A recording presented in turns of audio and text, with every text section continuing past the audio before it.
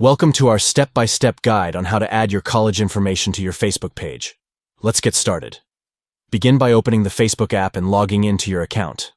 Once you're logged in, tap on the menu icon, usually 3 horizontal lines, and then scroll down until you find Pages. Select Pages to proceed. Now, to switch to your page, tap the down arrow located next to your profile photo at the top of the screen.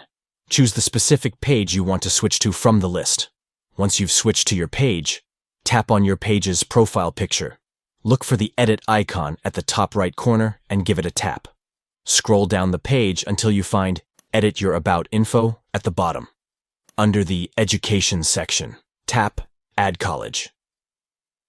Enter the name of your college in the provided space.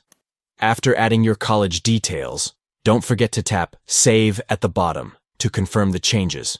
Congratulations! You've successfully added your college information to your Facebook page. Now, your profile reflects your educational background, making it more engaging and informative for your audience. Follow these steps and enhance your Facebook page today.